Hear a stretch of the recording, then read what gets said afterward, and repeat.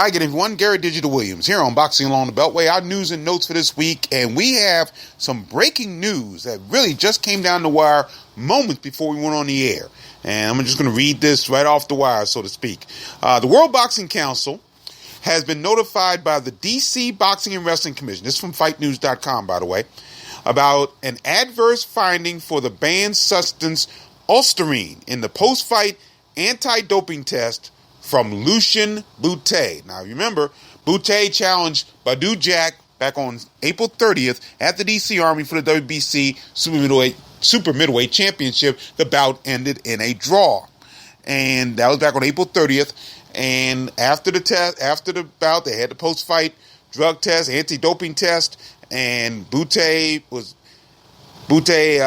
I guess, tested positive for Ulsterine. Now, Ulsterine is also known as MK2866, and it causes a steroid-like muscle growth without the side effects of steroids. So this is what, about as simple as I can put it. I'm not a doctor and know much about any of this stuff, but that's what was read. So once again, the DC Boxing Wrestling Commission, and they had a post-fight test after the WBC Super Middleweight title bout between Bout, the champion, and former champion Lucien Bute, and they found out that Bute tested, had an adverse finding, they said.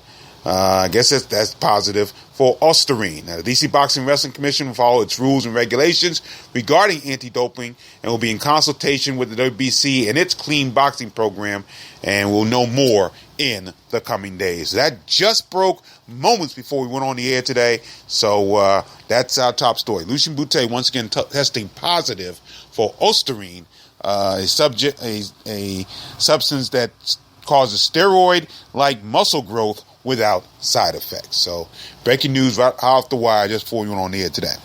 Now, a lot more going on this weekend. We have 4 boxers who are participating in bouts in 2 locations. Actually, it's going to be, as we record this, tomorrow evening, Friday, May 27th. We have the weights for 2 of them. 2 of the bouts we've talked about. That's Nick Kisner in his 8-round bout coming against Lamont Capers. Kisner weighed in earlier today at 198 pounds, while Capers weighed in at 196. Now, Kisner's main goal is to get to 175. They're talking about a possible Showtime bout that he wants against Samuel Clarkson. That came out in the Maryland Gazette newspaper in this area earlier this week. Right now he's at 198, so he's got to do some heavy crashing, so to speak, to get down to 175 so he can face someone like Samuel Clarkson. So we'll see what happens. He's going to get Lamont Capers, who, just from knowing Lamont Capers as I've seen him many times, he'll try to make Kisner look awfully awkward in that situation. And quite frankly, I'm not sure if Kisner needs another bout like that. I mean, he had Dan Scholl, he had Marlon Hayes prior to that. Why he needs another guy who's going to make him look awkward with a possibility of a big bout against a guy like Samuel Clarkson, who, of course, knocked off Jerry Odom not too long ago, is beyond me. So we'll see what happens there. Meanwhile, the other bout on that card featuring a Beltway boxer, this is at the Claridge Hotel and Casino in Atlantic City, by the way. Willis the Prophet Lockett came in at a very heavy 205. I say very heavy because it was supposed to be a cruiserweight bout, and he's at 205. His opponent, Chuck Musacchio, came in at 183. This is Musacchio's first bout in about a little over 2 years or so. Lockett came in at 205. So these two know each other. They fought to an 8-round draw back in September of 2008. So Lockett apparently did not come in very on weight for this particular bout. So we'll see what happens. Scheduled for 6 rounds in Atlantic City. Meanwhile, the other card featuring Beltway boxers will take place at the Seneca Niagara Resort and Casino in Niagara Falls, New York, on Friday, May 27th. That's a card that's scheduled to be shown on the CBS Sports Network. The starting time for the broadcast is 9 p.m. Eastern Time. We told you Malik Iceman Hawkins on the card. We didn't tell you who his opponent was going to be. We do know that now. And it's an interesting choice for an opponent at this stage of Hawkins' career. Hawkins is 7-0, 6 KOs. Of course, he came off a 6-round TKO over Errol Sidney, who was 6-1-2, I believe it was. That was in Hawkins' last outing, April 16th in Las Vegas, Nevada. His opponent for this bout is going to be a veteran. I mean, a true veteran of the fight game. Richard Tiger Lee Hall out of Rocky Mount, North Carolina, in a 6-round bout. The bout scheduled for 6 rounds. I'm not sure whether or not this bout makes television, but I've been told it might, so we'll see. Hall is 11-23-3 with 7 KOs. His career dates back to 1999. He did take a few years off between 2008 and 2013, but that's how far back Hall's career goes. And he has been known around the Beltway. He's fought a lot of Beltway boxers. Hawkins will be the 10th Beltway boxer that Hall has faced in his career. He's faced he's beaten guys like Ricardo Edmonds, who didn't last very long. He beat the comebacking Antonio Starchild Reese. He had a draw with Brian Jargo. That was a good bout. I remember that bout very well. And he lost to Cliff Richard, Marlon Haynes, Ishmael Arvin, Tim Coleman, Jesse Niccolo, and most recently to Jerome Quigley. And that was at the ABC Sports Complex in Springfield, Virginia, back in March of 2015. You heard that bout right here on the Boxing on the Beltway Google app for Android. But Hall is actually coming off a win. He scored a 6-round TKO on August 1st against Maurice Chalmers in Greensboro, North Carolina. So Hawkins will get a test against Hall. Hawkins is a super welterweight. He kind of fluctuates between welterweight and super welterweight. He's not faced someone like Tiger Lee Hall, who's wily. He knows how to survive at times. Although, as I said, Quigley knocked him out in the 5th round, but it took a while for Quigley to knock him out. So we'll see what Hawkins can do. Hawkins should win, but again, I think he'll get some rounds in this situation as well. Of course, he did get rounds in his last bout against Errol Sidney. So to go from a guy that's 6-1-2 to a guy who is obviously the most experienced foe that Malik Hawkins has faced in his career so far. Some might question that, but again, he's only had 7 pro fights, so this might be a good test for him to get some rounds in and get some work in. So we'll see what happens. Also in the card, we'll be returning Glenn DeZern out of Baltimore, and he's in a 6-round contest against Harvey Chi-Chi Murray of Rochester, New York. And apparently he is no relation to one of the great boxers out of Rochester, New York, Charles the Natural Murrays. I don't think he is related to him. DeZern has not fought since he scored a first-round TKO over Ronald McGriff in December of 2014. Now, DeZern recently signed with Greg Cohen Promotions, and this will be his first bout with them. And by the way, he joins Nick Kisner as a GCP signee. Murray is 4-4-2, 1 KO. He hasn't fought since August of 2012 when he lost a 4-round unanimous decision to Raul Lopez in Rochester, and he's looking to break a 2-bout losing streak of his own. So we haven't gotten the weights yet for those bouts, but those bouts are scheduled to be on the CBS Sports Network. That'll be on Friday night, May 27th at 9 p.m. Eastern Time on the CBS Sports Network. So those are the bouts that are taking place outside the area. Our next card inside the area will be on Saturday, June the 4th, 1 week from this Saturday. And it'll be a Jetta Promotions card. It'll be our first in back-to-back situations, our third card overall at the ABC Sports Complex in Springfield, Virginia. We have one coming up on Saturday, June 11th. We'll talk more about that card next week. Scheduled to be on this card, no matchups yet, but scheduled to be on this card, the likes of Jerome Quigley, as we talked about. He's 14-0, 13 KOs. Devontae Speed Rawls out of Glenarden, Maryland, 6-0-1, 4 KOs. The return of the King's son, Jerry Odom out of Bowie, 13-2-1, 12 KOs. We said return because this is his first bout locally in a while, and a chance for him to kind of take a step back a little bit. He's winners in his last 2. He had a loss and a draw in his last 2 bouts.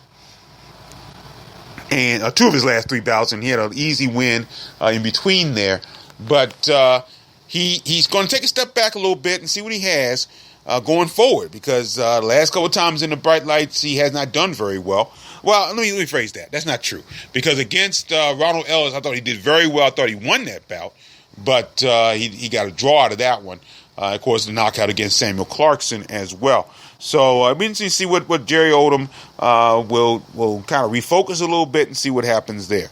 Also on the card, the babyface assassin Yuri Polishuk, who's 9-1-1, 3 KOs out of Landover, Maryland. Kobe the Soldier Breedy, 6-0, 4 KOs, originally from Barbados, now fighting out of, I believe, Forestville, Maryland now. And Francisco Bustos out of Rockville, Maryland, he's 4-0, 2 KOs. Also in the card, Stevie Weimer out of York, Pennsylvania. He's a signee of Jetta Promotions, who's putting on this card. 10-0, 2 KOs. Of course, he had his last bout at the ABC Sports Complex against Joseph Figueroa. Won a 4-round unanimous decision, And also, 2 boxers out of Texas will be here. One you've seen a couple of times. You've been to some of the cards or heard the cards here on the app. You've heard the name Oshaki Icewater Foster out of Houston, Texas. 10-1, 7 KOs. Also, Adam Montequilla Lopez of San Antonio. 15-0, 7 KOs. Now, if you know anything about boxing history, the nickname Montequilla, really only 2 boxers have worn it with pride.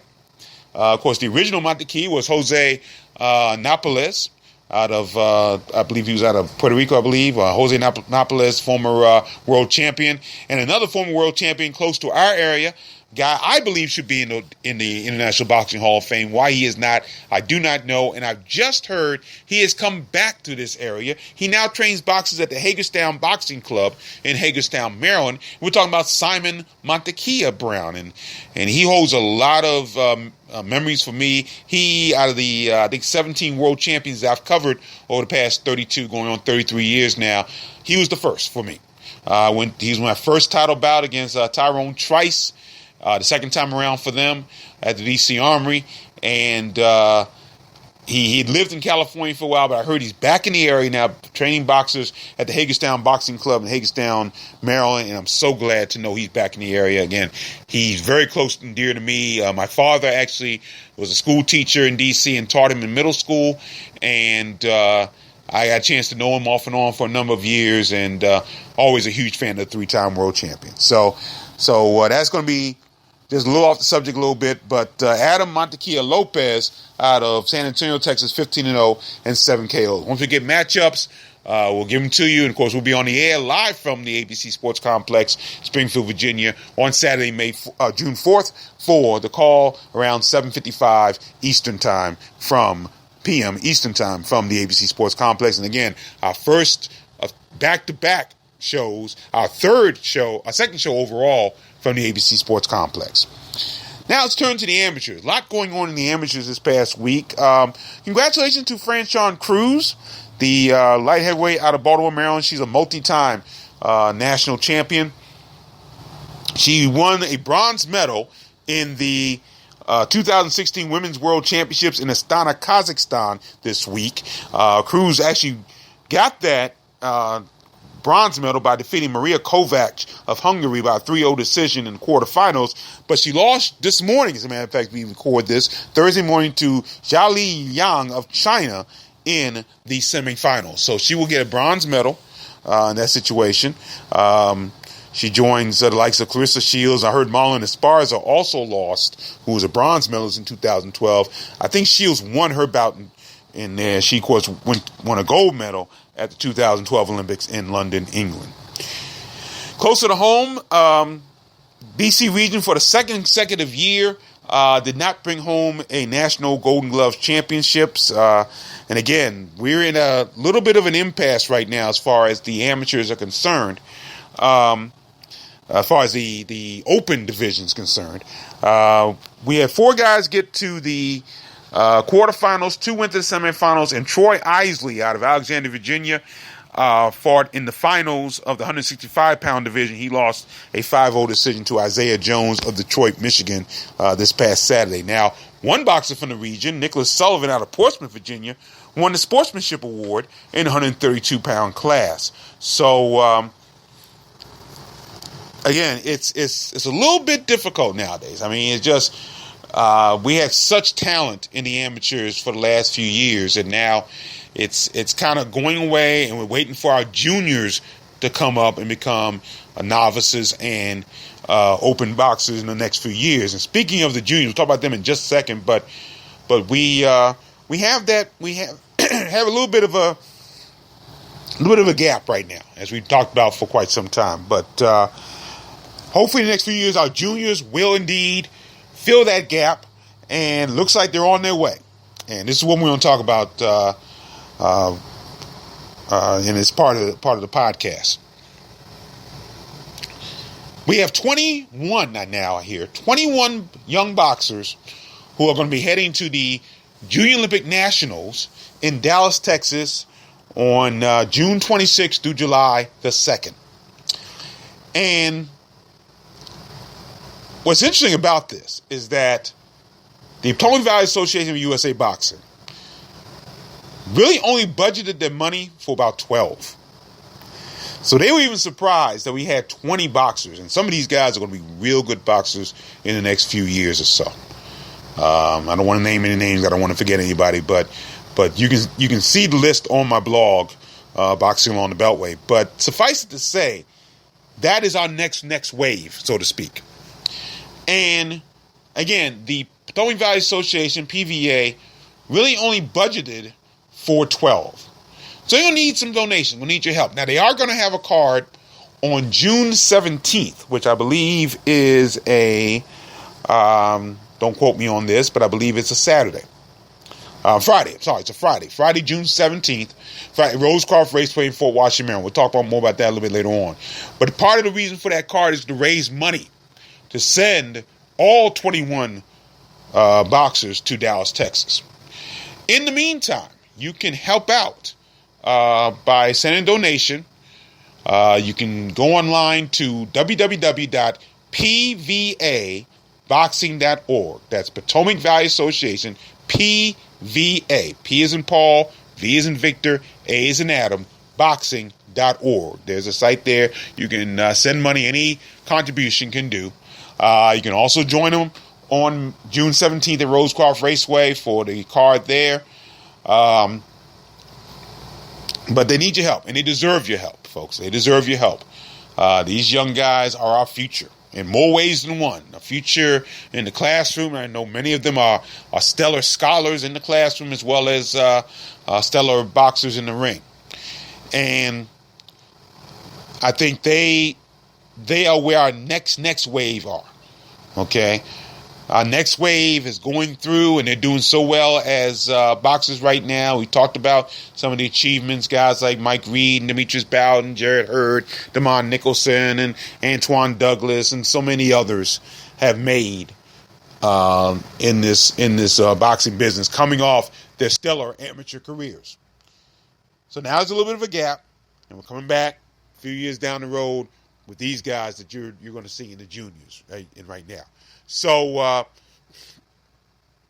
suffice it to say, it's going to be a lot of fun to see that. So, once again, you can help out by going to www.pvaboxing.org, pvaboxing.org, to send a donation to help out our juniors heading to Dallas, Texas, June 26th through July 2nd. Finally, I want to go back real quickly to the card we just did this past Saturday. May 21st at the ABC Sports Complex in Springfield, Virginia. A couple of final comments I want to make about that card before we get out of here. Andrew Duman Farmer looks very good. An 8-round unanimous decision win in the main event against Joseph Figueroa of the Bronx, New York. Figueroa was a punching bag with feet. And that's what he was against Stevie Weimer, but Farmer has more power than Weimer does. And Farmer did knock Figueroa down and won by a shutout victory all the way through. His first bout since 2014. I know for a fact, because I've been contacted, and I need the Farmers getting a hold of me if they haven't checked this out already. I know there's a promoter out in Arizona who wants to do a bout with Andrew. I have no idea who the bout's against. They're talking about being on Showtime, Showbox. But that's the response I'm getting just based on this bout he had against Joseph Figueroa. So Farmer now 19-3, 7 KOs. And we'll see what happens. We'll see what steps he takes going forward in his career. Now, for those of you who listened to the podcast last week, where you listen to it on the Google app for Android, or you're an iOS listener, you listen on Spreaker or Spreaker.com or iHeartRadio.com, Once again, I do have to slightly apologize for somewhat unprofessional comment I made during the co-feature, which was Drew Intentions Corral out of Glassboro, New Jersey, scoring. And I got to say, and I've seen some brutal knockouts in my time. We talked about Simon Brown. Of course, who can forget the brutal knockout he suffered at the hands of Vincent Petway. Of course, when Donnell Wilson knocked out Emmanuel Nwodo on ESPN back in 2007. I think those two were the most vicious knockouts I've ever seen. One I saw live, and the other one I saw on TV, and thank goodness I didn't see it live. And I kind of wish I didn't see this one live either, when Corral just knocked out Kenny Herbin out of Reidsville, North Carolina. It didn't look like a strong punch, but again, and Juan and I made a big deal about it on the podcast, and you got to wonder what's going on in North Carolina. Now, North Carolina has some great boxers. I'm not going to spend too much time on, not nearly as much time as I have. But they have good boxers down there. But they've got a group of boxers down there who come up here to get paydays. And that's it. And quite frankly, they shouldn't get them when they come up here, because most of the time I keep saying they can't spell fight. And it's getting real ridiculous. I think Virginia's going to take a harsher look at it. Maryland has already said no, they can't do it. I think D.C. said the same. So, hopefully, folks like the boxers we've seen in some of the bouts at ABC Sports Complex especially, will not be here anymore. Some boxers will not be here anymore. Tiger Lee Hall, different story. This is a guy who's been durable for years. Excuse me. He has fought great bouts. He's won every now and again. And so he is someone that can always come up here, because he will give our boxers good shows. And if you're not on your P's and Q's, you may lose to him. Jamar Freeman, solid boxer. Lamar Russ, I remember him, solid boxer from North Carolina. But you can always tell when some of these boxers from Wilson, North Carolina, maybe we got to add Reidsville to that too, who knows? When they start doing that herky-jerky motion, they bouncing up and down all over the place, a knockout's coming soon, and it might get ugly. And that's what happens. So we'll see what happens. See what Virginia does down the road with that. The matchup for the Virginia State Cruiserweight Championship, good matchup. Kind of wasn't the most technically sound bout you ever see, but Earl Platt winning a 6-round majority decision over Terry T. Brick Roy.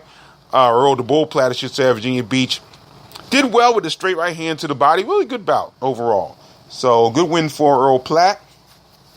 Good interview afterwards as well. Donald Walls making his pro debut successfully, knocking out James Smith of Danville, Virginia in the first round.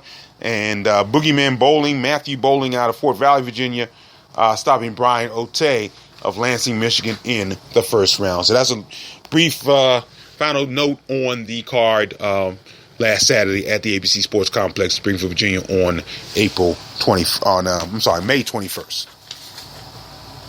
May 21st. So that will do it. Once again, don't forget Friday night, May 27th, from the Seneca Niagara Resort in Niagara Falls, New York. We have Malik Hawkins and Glenn DeZern scheduled to be on television. No word when they'll be there. The broadcast begins at 9 p.m. Eastern Time. We do know that. And also Nick Kisner, Willis Lockett on a card at the Claridge Hotel in Atlantic City, New Jersey. I don't believe there's any TV or internet for that particular card coming up Friday night. So a lot going on in the area, as we always say. So make sure you stay with us right here. Subscribe to the Boxing on the Beltway pages on Spreaker.com and iHeartRadio.com. You have the iOS, if you're an iOS listener. And don't forget to download the Boxing on the Beltway Google app. Tell your friends, download the Boxing on the Beltway Google app for Android and catch all the updates and all the live commentary. Everything's archived as well, so you can go back, listen to some great bouts and great cards we've had throughout the last few years. So make sure you can do that as well. That'll do it here for another edition of Beltway Boxing News and Notes. Thanks for listening, everybody. I'm Gary Digital Williams, reminding you as always to keep supporting the best boxing in the world, the boxing along the Beltway. Take care.